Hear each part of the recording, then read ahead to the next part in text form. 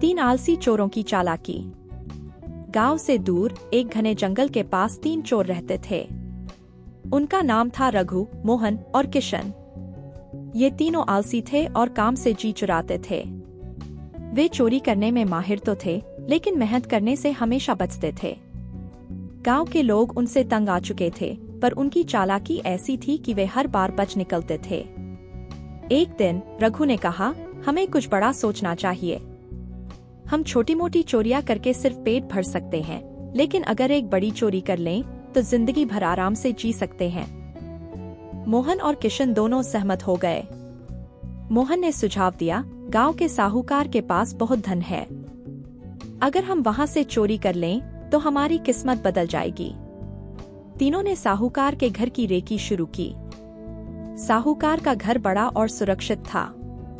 चारों ओर ऊंची दीवारें और दरवाजों पर मजबूत ताले लगे थे। पर आलसी चोरों का आलस्य यहाँ भी दिखाई दिया। वे दीवारें फांदने या ताले तोड़ने की मेहनत नहीं करना चाहते थे। रघु ने एक नई चाल सोची। हम क्यों इतनी मेहनत करें? क्यों न साहूकार को ही हमारे पास बुला लें? किशन हैरान होकर बोला, साहूकार हमारे पास क्यों आएगा?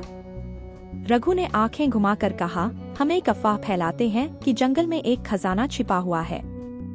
साहूकार लालची है, वह खुद उस खजाने की तलाश में आएगा, और जब वह जंगल आएगा हम उसे पकड़कर उसका सारा धन लूट लेंगे। तीनों चोरों को यह योजना आसान और कम मेहनत वाली लगी, इसलिए उन्होंने गांव में अफवाह फैलाना शुरू कर दी।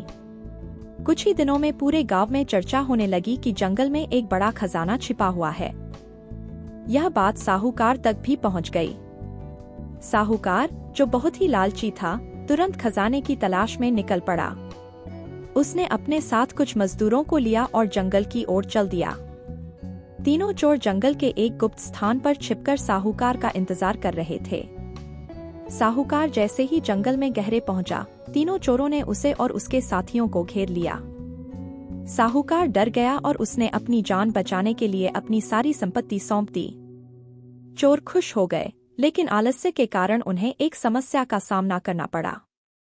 अब उनके पास बहुत सारा सोना और चांदी था, लेकिन सवाल था कि इसे उठाकर ले कैसे जाएं। तीनों ने मेहनत से बचने के लिए एक बार फिर से चालाकी दिखाई। रघु ने कहा, क्यों न हम यह सारा धन यहीं छिपा दें और बारी बारी से थोड़ा थोड़ा करके ले जाएं? मोहन और किशन को यह बात पसंद आई। वे धन को जंगल में एक गड्ढे में छिपाकर लौट गए। पर अब तीनों चोरों का आलसीपन और भी ज्यादा बढ़ गया था। वे अपने आराम में इतने खो गए कि एक दूसरे पर धन लाने की जिम्मेदारी डालने लगे।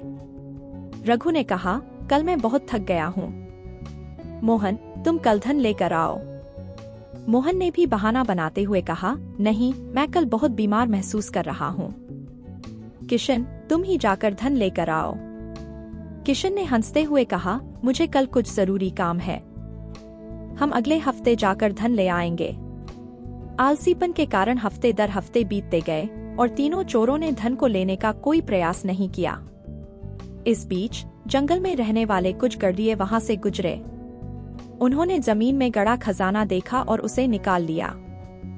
जब कई महीने बाद चोरों को अपनी गलती का एहसास हुआ, तब तक बहुत देर हो चुकी थी। जब वे खजाना लेने जंगल पहुंचे तो वहां कुछ भी नहीं बचा था। गडरिये सारा धन ले चुके थे। तीनों ने एक दूसरे को दोषी ठहराना शुरू कर दिया, पर असल में वे अपने आलसीपन का शिकार हो चुके थे। तीनों चोरों को समझ में आ गया कि आलस्य और चालाकी से कुछ हासिल नहीं हो सकता। मेहनत के बिना सफलता नहीं मिलती। उन्होंने तय किया कि अब वे चोरी नहीं करेंगे और ईमानदारी से मेहनत करेंगे।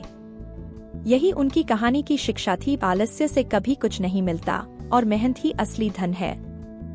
आलसीपन से इंसान कभी आगे नहीं बढ़ सकता। सच्ची सफलता और सुख मेहनत से ही मिलते हैं।